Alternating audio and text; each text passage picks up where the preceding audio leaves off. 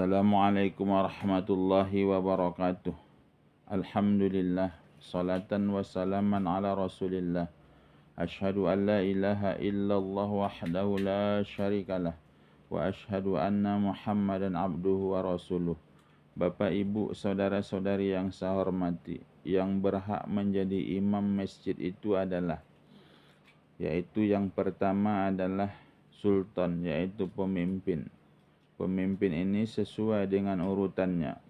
Kalau berkumpul di masjid itu adalah ada pemimpin yang lebih tinggi, maka didahulukan pemimpin yang lebih tinggi. Nyatanya kalau ada berkumpul bupati, camat, dan datuk, maka didahulukan yang jadi imam itu adalah bupati. Bapak, ibu, saudara-saudari yang saya hormati, setelah berikutnya tak ada bupati yang berhak jadi imam adalah camat. Kalau tak ada camat yang berhak jadi imam adalah datuk, kalau dia hadir di masjid itu. Bapak, ibu, saudara-saudari yang saya hormati, kemudian yang berikutnya selain yang 3 orang tadi yang lebih tinggi, yaitu derajatnya jadi pemimpin, kemudian setelah itu yang boleh menjadi imam itu adalah imam rawatib. Siapa itu imam rawatib? Imam yang ditunjuk oleh pemimpin tadi.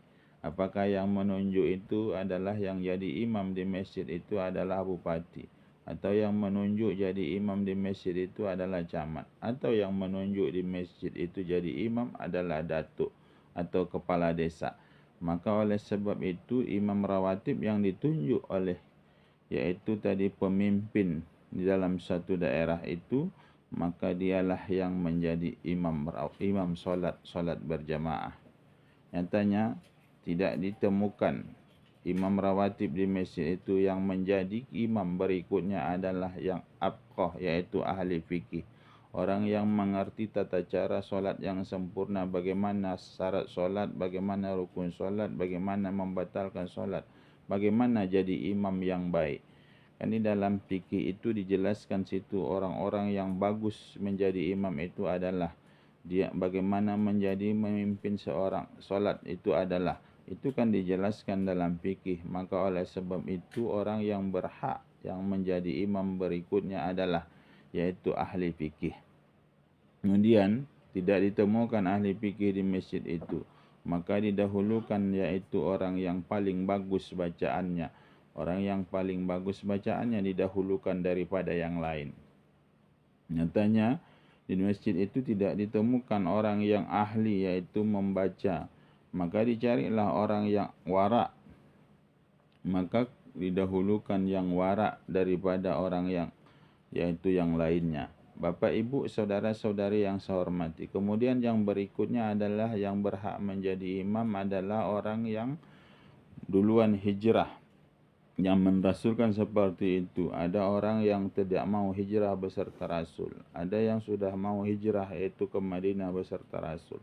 Maka pada posisi ini yang berhak menjadi imam siapa yang lebih duluan hijrah beserta Rasul, itu yang didahulukan menjadi imam.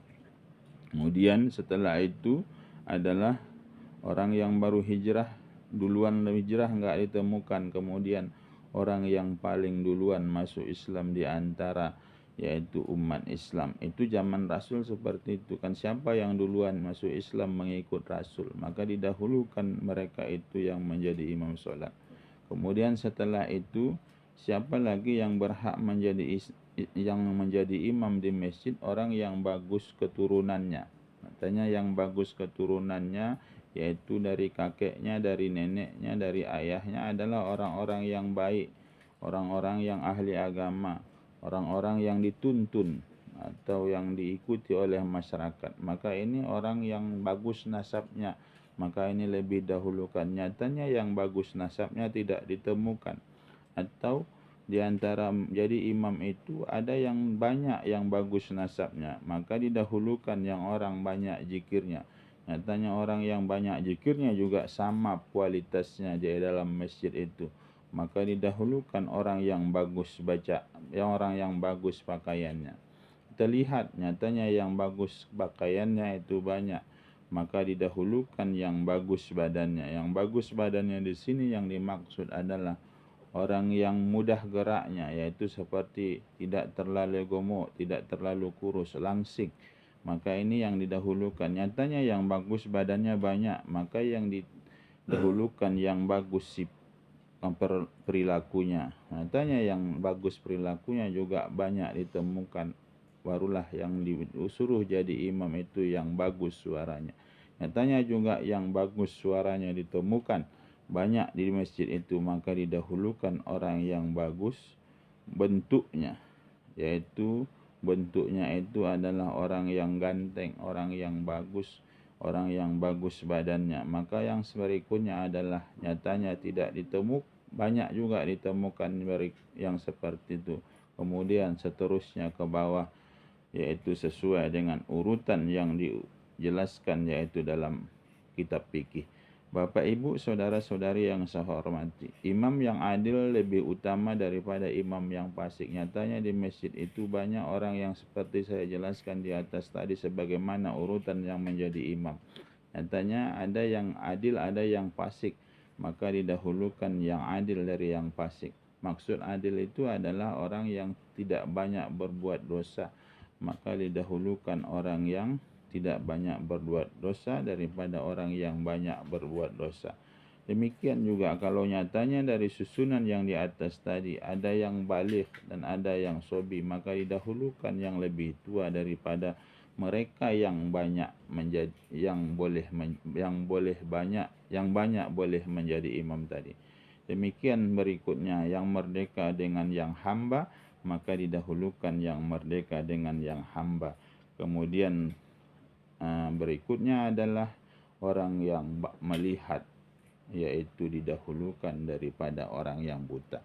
Inilah susunan menjadi imam di masjid berdasarkan kitab fikih ini. Terima kasih atas segala perhatian. Mohon maaf atas segala kurangan. Assalamualaikum warahmatullahi wabarakatuh.